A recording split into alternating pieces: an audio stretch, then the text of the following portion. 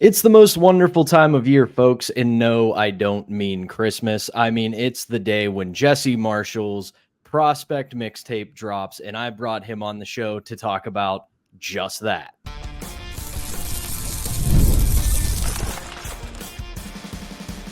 You're Locked On Penguins, your daily podcast on the Pittsburgh Penguins, part of the Locked On Podcast Network, your team every day. Hello and welcome back to another edition of the Locked On Penguins podcast. I am your host, Patrick Damp. You can follow me on Twitter at synonym for wet. Joined today by the one and only Jesse Marshall. We're going to get into it here in just a little bit regarding his prospect mixtape. But before we do that, we thank you for making this your first listener watch of the day, because we're your team every day. And today's episode is brought to you by Game Time. Download the Game Time app, create an account, and use code LOCKEDONNHL for $20 off your first purchase.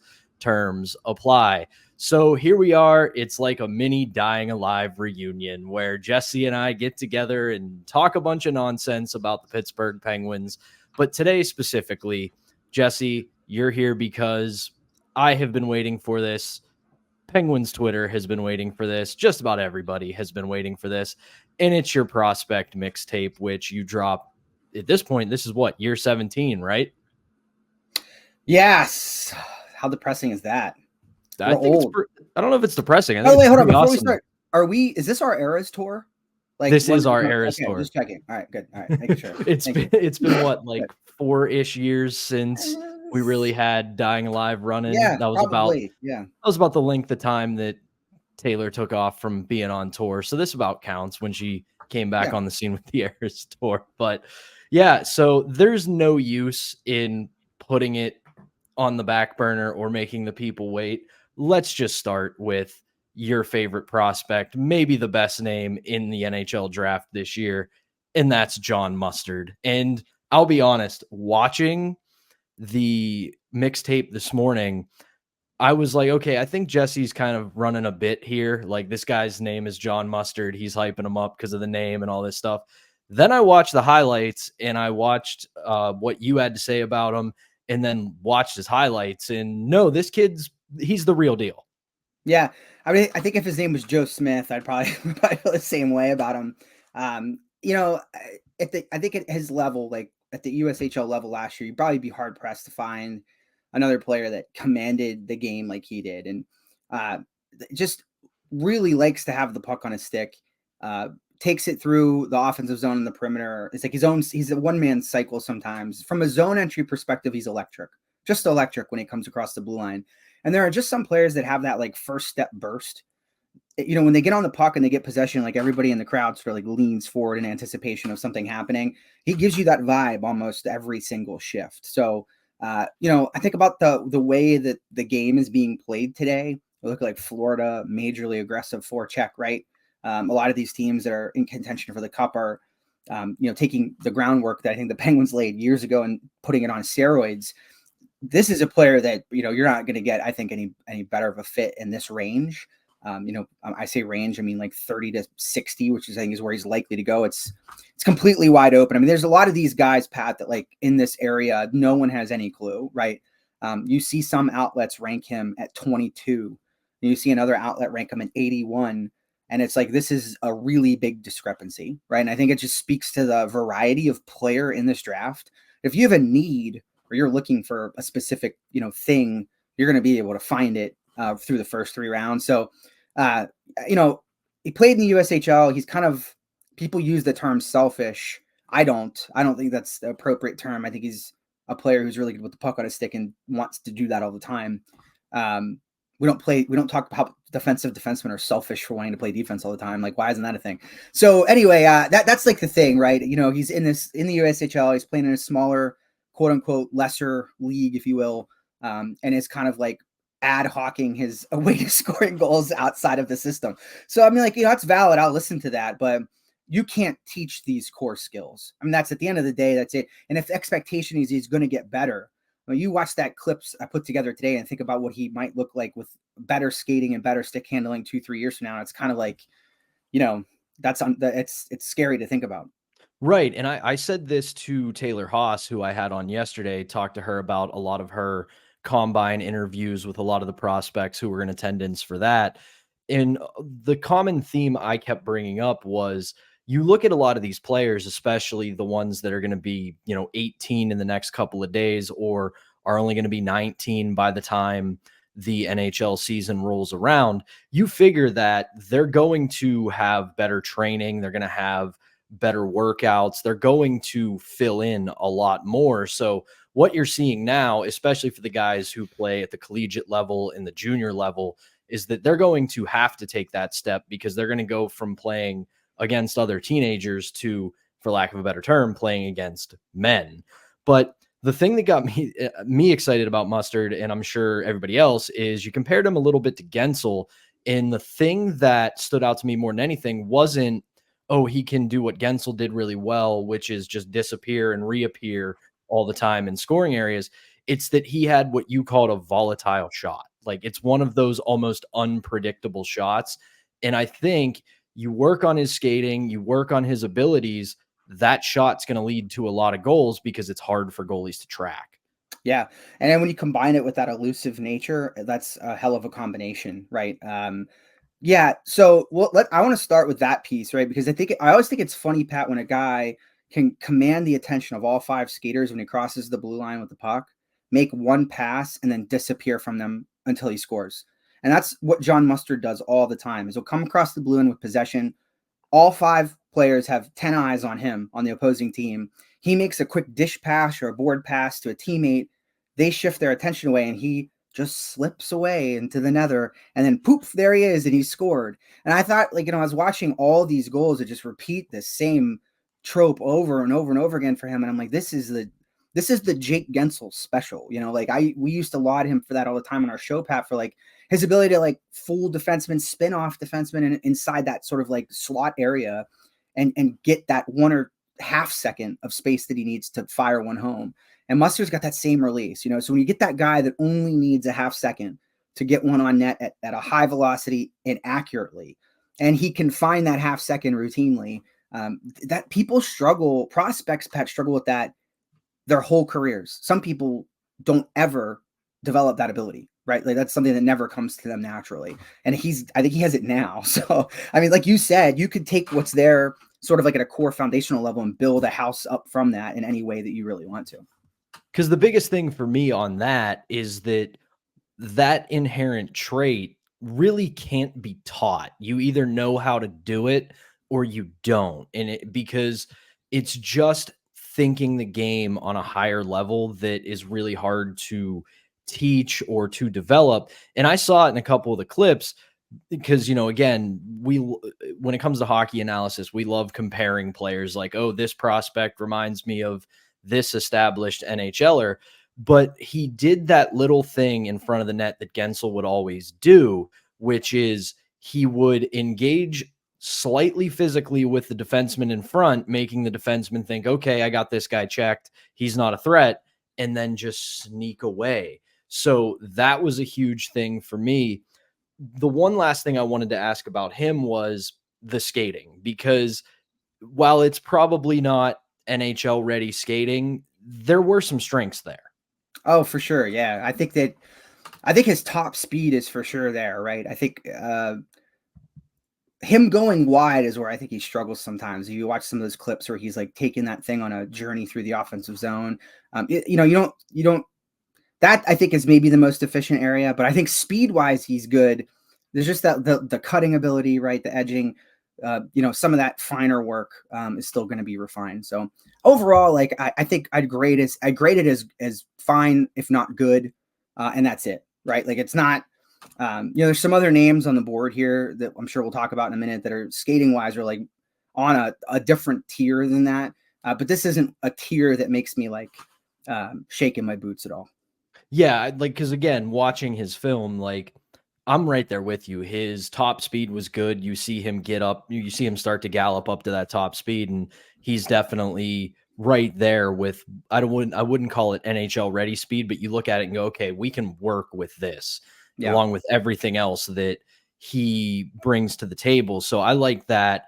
And then finally with him, I look at the situation he was in junior. It's a pretty solid team. He's playing in a system, in a team that is known for success. And I know you and I kind of hate going all the way back to our Dying Alive days, the quote unquote intangibles, but that speaks for something when you play for a team like that has a winning culture. And you look at all the players that have come out of there and gone on to great NHL careers, that can only be a positive for him. Sure. And not only that culture exists, but you're a super integral part to it, right? Like that can't go without a mention here. It wasn't very long. He got off to such a hard start at the beginning. My favorite tape is the tape from the beginning of the year, the first 20 games where he was really unhinged. You could tell it was his first go around, and he was like he was eating more than I think his mouth could fit, his stomach could fit. But he was still scoring at ridiculous rates.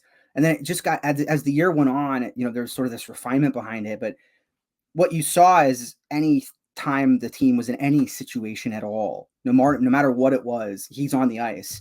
And that's why I said in the video, he might not be a 20-foot player now or 200-foot player now, right? Maybe that's not like the hallmark of his game, but he's getting deployed in defensive zone situations because he's so good at creating offense, right? The coaching staff is trusting. If I put John Mustard's line out there, they're not going to be spending a whole lot of time in the defensive zone. It's just as good as putting out a checking center, right?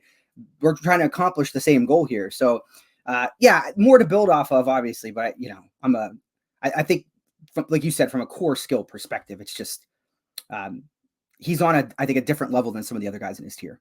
Yeah, he is a guy that if he's available when the Penguins pick on Saturday in the second round, I would be very happy with that as one of their two choices, because they have two very quick picks in succession for now, because we know that, I said this yesterday, we know that trades and moves are going to happen. So who knows at this point, until their name comes up on the board for a pick, that could all change within the next 24, 48, 72 hours. But that'll do it for this first segment. We're going to keep the discussion going on Jesse's prospect mixtape with a couple more names in the second segment. But before we do that, we've got to tell you about our sponsor, and that is Game Time. We know it's summertime, and even when it may not be the best team on the field, going to PNC Park in the summer for Pittsburgh Pirates MLB games is one of the most fun things to do in Pittsburgh. And Game Time is an authorized ticket marketplace of Major League Baseball, which makes getting tickets faster and easier, and prices on the Game Time app actually go down the closer it gets to first pitch. With killer last-minute deals, all-in prices, views from your seat, and their lowest price guarantee, Game Time takes the guesswork out of buying MLB tickets. You can browse through the Game Time app and pick out any specific matchup or game you would like to attend. You can find good deals walking through the app. They have all kinds of great features, including last-minute deals, which can save you up to 60% on buying tickets for sports, concerts, comedy, theater, and more. Flash deals help you save even more with exclusive in-app deals on select seats ahead of the game or event. All-in pricing, when you toggle that feature, it shows you the total up front, so you don't get hit with any of those surprise fees at checkout.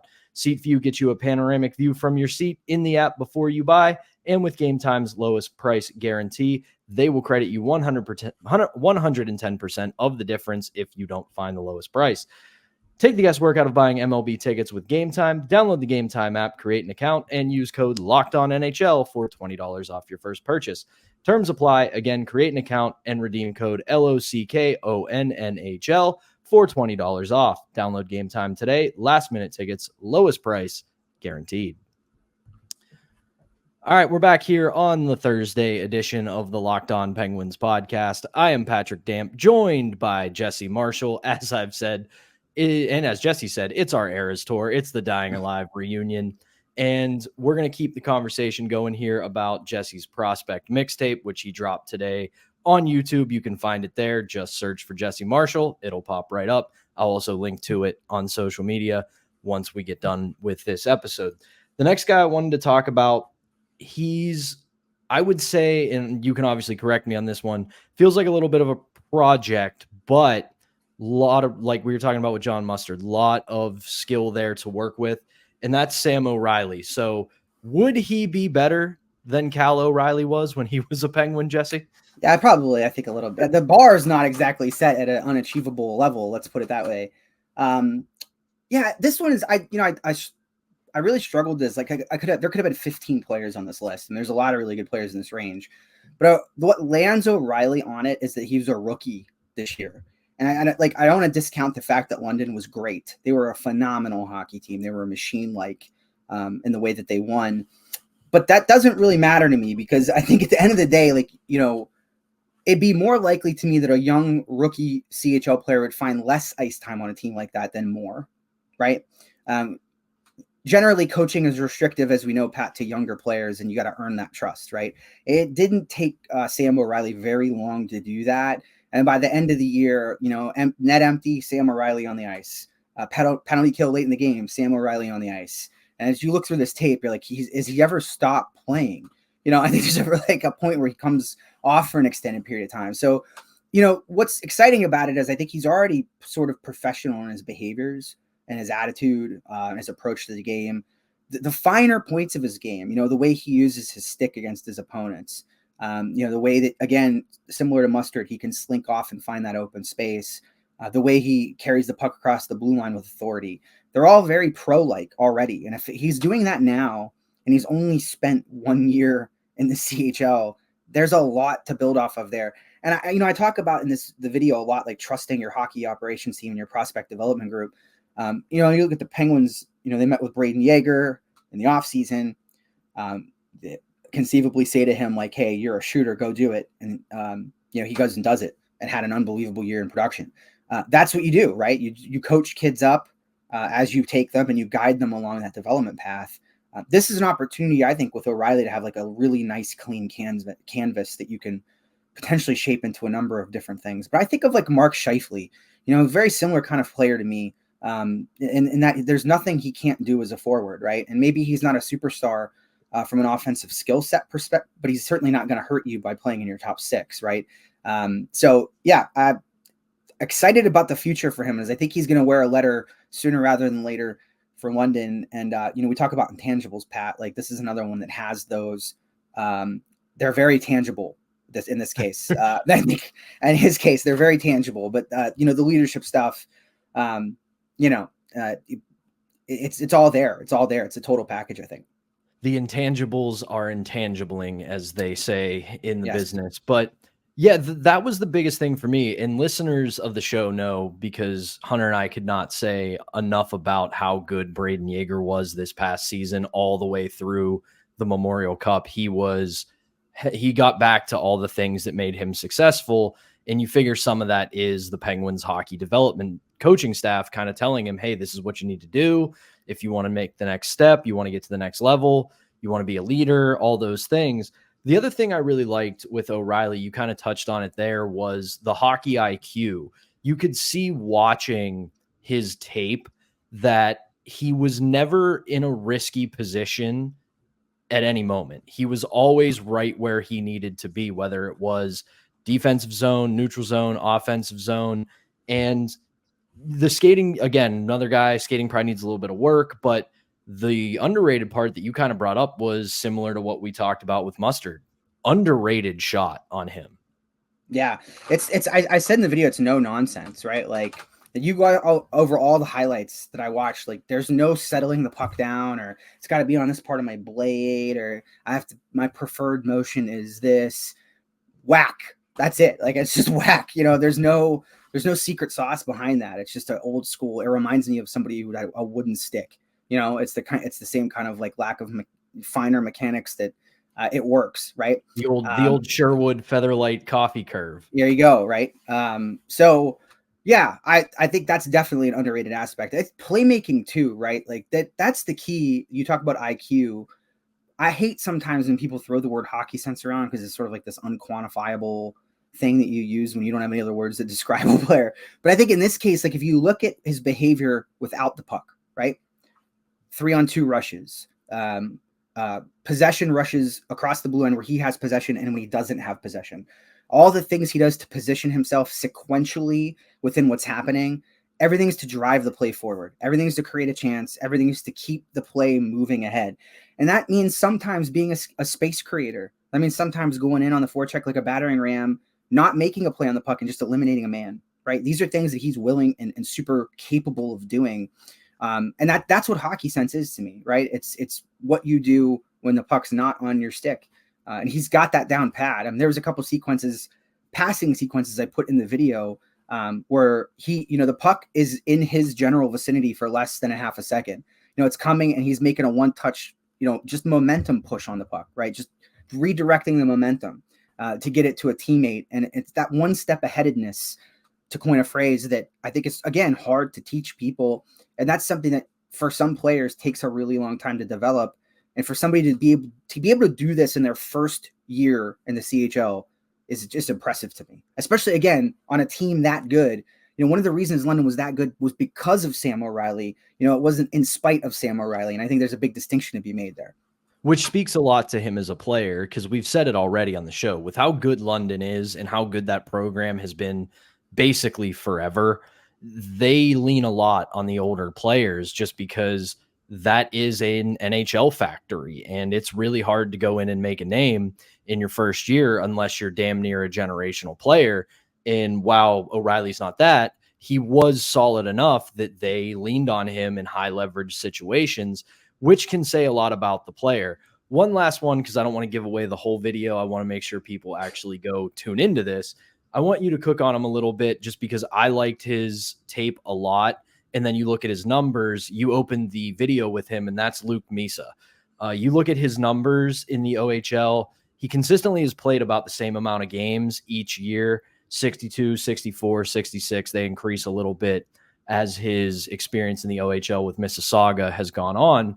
But with each year, he gets better. He increased from 4 goals to 13 goals to 26 goals, from 26 points to 43 to 81. This player looks like he might be kind of a late round gem for whoever gets him. Yeah, this is another one of those guys, Pat, that there's a lot of scouts that have him 25. I think Craig Button has him like 71, right? Like, again, the huge chasm there between opinions. Hockey prospecting has the NHL E model that tries to project a player's equivalency to being an NHL star or a regular NHL player based on their statistical profile.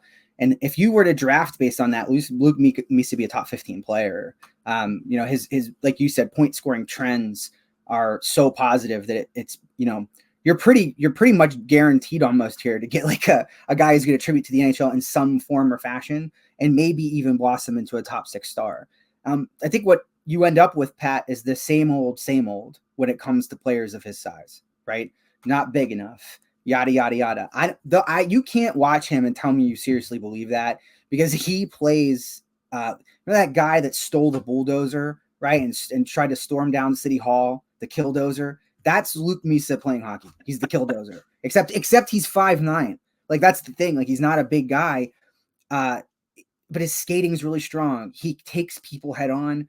When he gets a low base, Pat, and he's gliding, that center of gravity is tough to bump him around. I mean, he's a really difficult guy to move. You would think, looking at him, he's way bigger than he actually is. And then the net front behavior, again, he scores a ton of goals in the clips that I put in the video, where him in front of the crease and people trying really hard to move him around and not being able to do it.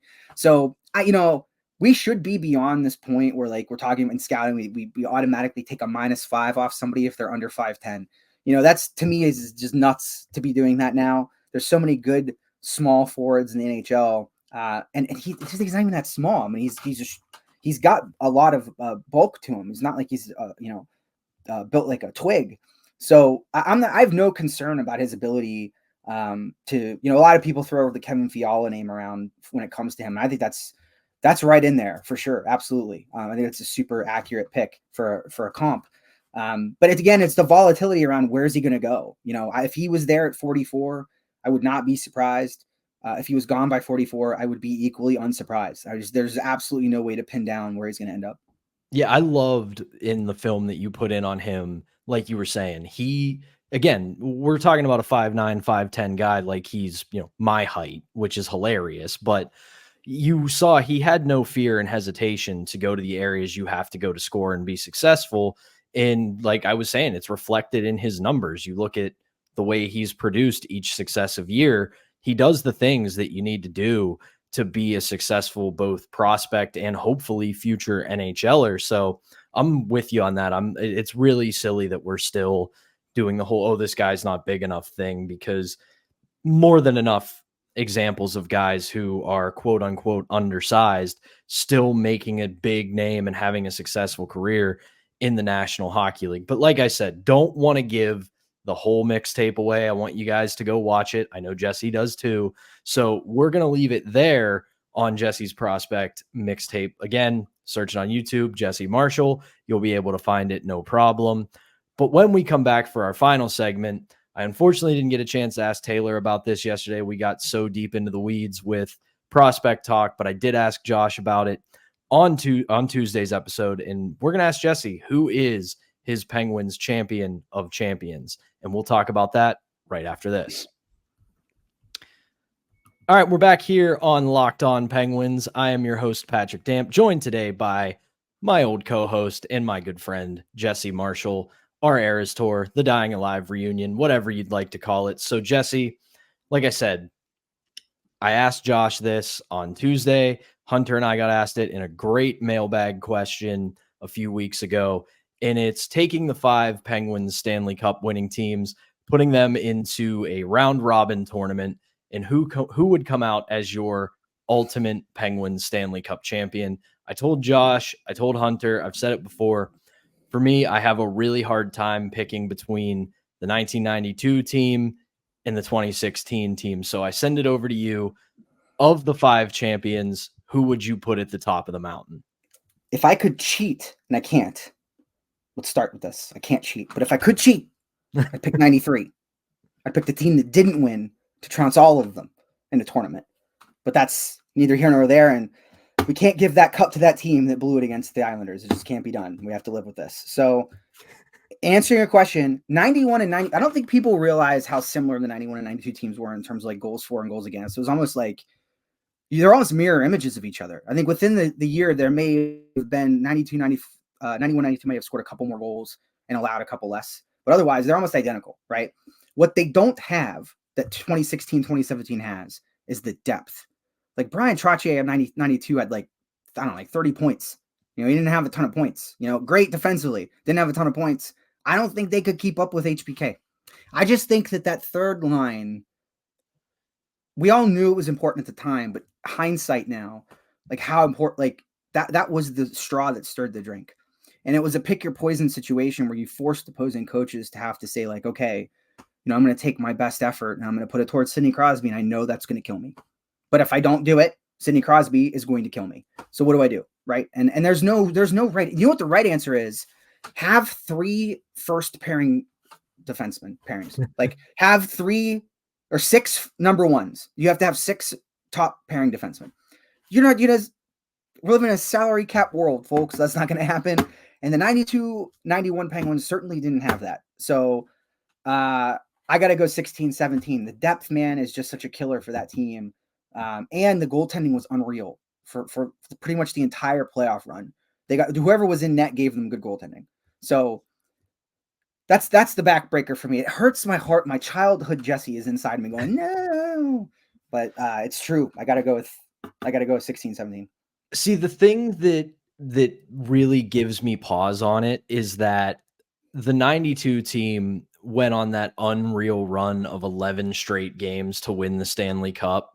And yeah. I understand the disparity between the NHL then and the NHL now. Like it was probably a little bit easier to do something like that in 1992 than it is now, just because, outside of the Capitals and the Rangers this year, we didn't see any truly disparity between teams. It was every series was tight, including the Stanley Cup final, which we just watched, which we all thought Edmonton was dead. And then like the Undertaker, they just popped up out of the casket and decided, oh no, we're actually not dead yet. We got plenty of hockey left. But still, like you look at the teams that they did that against in 1992, it wasn't a group of slugs. Chicago. Yeah, dude. Chicago is really good, Pat. That you've made a really good point here that is making me rethink my answer now. Because like that, so yeah, you have to acknowledge they went on the run, but like look at what Chicago did to them in the first 20 minutes of that game. Right? Like they just destroyed them. Like that's how good Chicago was. And obviously, like we know how it ended, and they never won, they never recovered after that. So I feel like I got a hung jury here, Pat. I don't know I don't know. Cause then like I look at the 92 team, Rangers in the second round, that wasn't just some slouch Rangers team. That was President's Trophy winner. They were stacked. They were great. And their defense against the Penguins at first was, well, okay, how do we beat them? Oh, I got it. Let's have Ryan Graves break Mario Lemieux's arm, and that'll help us win. And they still couldn't do it. And then you look at, they go to Boston, and that Boston was great in those years. And then obviously Chicago. But then then I come back to 2016, and it's like you said, the goaltending next level. Murray, Fleury, even Jeff Sadkoff for a couple games gave them great goaltending. HBK was great. And we kind of forget how, like, we talk about how good the Penguins have been for this last decade or so.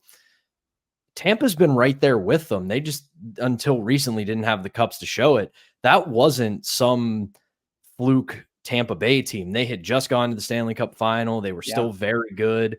And that went 7, but like they could have very easily lost that series, and they were still able to beat it. Oh yeah. They were on the ropes for a minute there.